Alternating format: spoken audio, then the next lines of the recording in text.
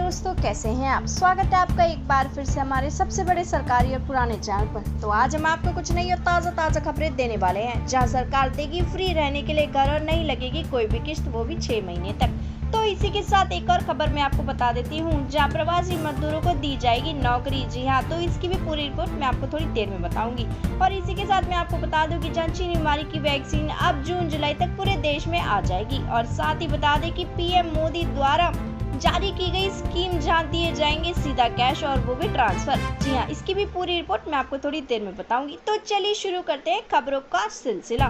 तो ऐसे ही न्यूज़ को जानने के लिए हमारे चैनल को सब्सक्राइब, लाइक, शेयर जरूर कर दें और नीचे बनी लाल घंटी का निशान भी जरूर दबा दें। तो वीडियो को बिना भगाए आखिर तक देखिए, जिससे कोई भी जानकारी आपसे मिस ना हो जाए। तो बात करेंगे आज की इस वीडियो में कुछ बड़ी खबरों के बारे में। तो दोस्तों, आज मैं आपसे इन्हीं सब महत्वपूर्ण खबरों के बारे में बातें करने वाली हूँ। तो चलिए बात करते हैं आज की बड़ी खबर के बारे में। जी हाँ, आपको बता दें कि जहाँ पूरे देश में 1 लाख से ज्यादा लोग संक्रमित हो चुके हैं और बिहार में टूटा रिकॉर्ड। जी हाँ, झारखंड में चीनी बीमारी संक्रमित लोगों का आंकड़ा 300 के पार हो चुका है और 21 जिलों में वायरस की चपेट में आ चुका है। तो आपको बता दें कि बिहार में चीनी बीमारी संक्रमण लगातार अपने पैर पसार रहा है और बीते 36 घंटों में राज्य में चीनी बीमारी के पूरे केस 400 से ज्यादा नए सामने आ चुके हैं। और गौरतलब है कि बिहार के सभी जिले चीनी बीमारी की चपेट में हैं। और आपको बता दें कि जहां बिहार स्वास्थ्य मंत्री विभाग द्वारा मिली जानकारी के अनुसार बृहस्पतिवार को चीनी बीमारी संक्रमण के जो नए सामने आए हैं वो 211 हो गए हैं। आपको बता दें कि मामले प्रकाश में आए हैं और उनमें सबसे ज्यादा जहानाबाद के 50 और कटिहार के 19 मामले सामने आ चुके हैं और पूरे देश में 1,20,000 केस सामने आ चुके हैं। तो चलिए बात करते हैं दूसरी बड़ी खबर के बारे में। जी हाँ, मैं आपको बता देती हूँ कि कैसे आप फ्री सेवाओं का आनंद उठा सकते हैं। आपको बता दें कि चाहे 31 अगस्त तक कोई भी EMI नहीं देनी पड़ेगी और होम लोन, पर्सनल लोन, वाहन कर्ज की EMI चुका रहे लोगों को RBI ने बड़ी राहत दे दी है।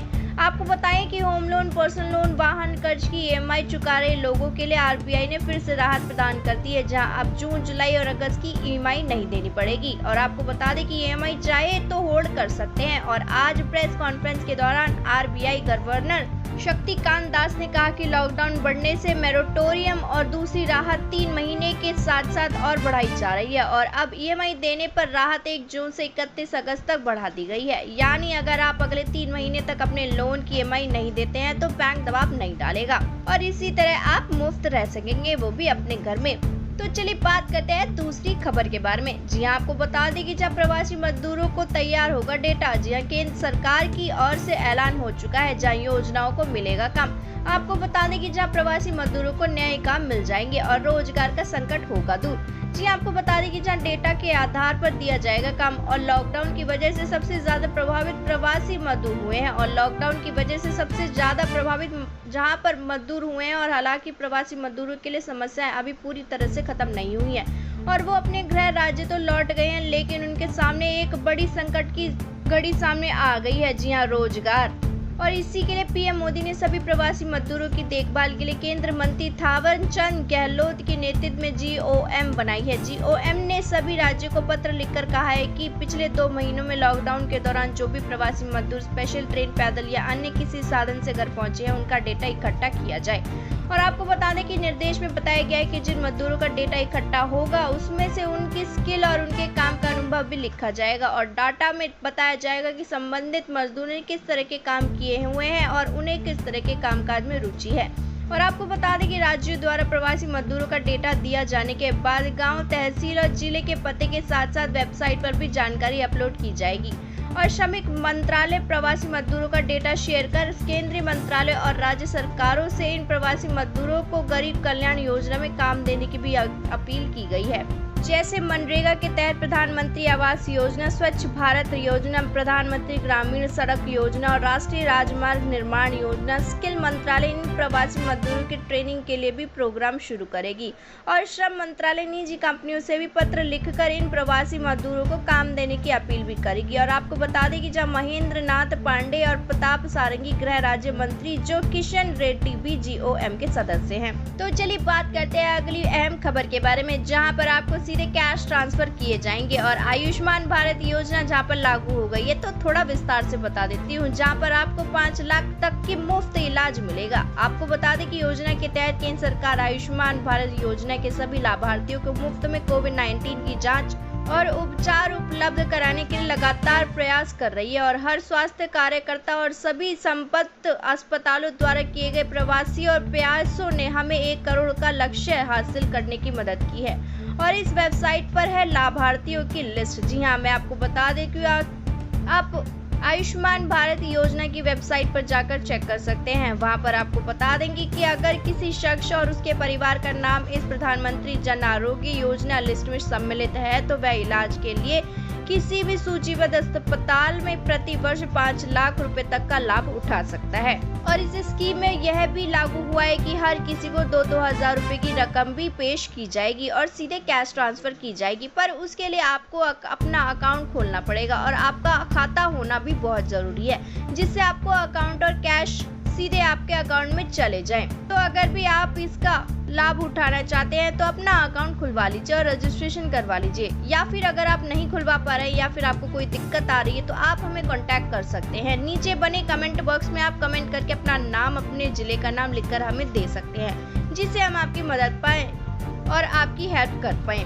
तो चलिए बात करते हैं अगली खबर के बारे में। जी आपको बता दें कि हो गया चमत्कार, चीनी बीमारी की वैक्सीन जून-जुलाई तक होगी तैयार। हालांकि इस बीच एक राहत की खबर यह भी आई कि ब्रिटेन ने जल्दी वैक्सीन बनाने का दावा भी किया है, जिसको लेकर अमेरिका ने उसके साथ एक करार भी दिया है और जिसके बाद उसे 1/4 वैक्सीन अमेरिकी को देनी होगी और इसके लिए अमेरिका ब्रिटेन की कंपनी को $1 अरब भी देने के लिए तैयार है।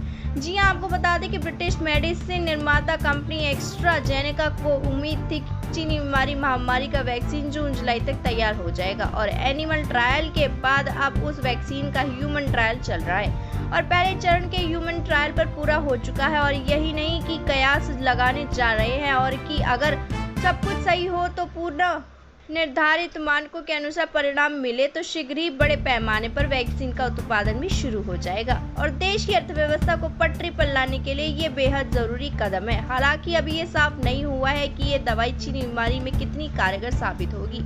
हालांकि दुनिया के बड़े लीडर्स का कहना है कि गिरती अर्थव्यवस्था को मजबूत करने का एकमात्र तरीका सिर्फ वैक्सीन ही है। तो चलिए बात करते हैं अगली खबर के बारे में। जी आपको बता दें कि 80 दिनों बाद दौरे पर निकले प्रधानमंत्री मोदी खुद किया लॉकडाउन का पूरा पालन। जी आपको बता दें कि जब भी देशवासियों से कोई अपील करते हैं तो खुद भी उसको अमल पर लाते हैं और चाहे 2014 में स्वच्छता अभियान हो या हाल ही में चीनी बीमारी काल में मास्क पहनना, यही बात उन्होंने लॉकडाउन के दमस्याल भी करके दिखाया है। आपको बता दें कि पीएम मोदी ने अपने हर राष्ट्र संबोधन में लोगों को घर में ही रहने की जहां अपील की थी और कहा था कि जब तक जरूरी काम ना हो घर से ना निकले और उसका उन्होंने खुद भी पालन किया है।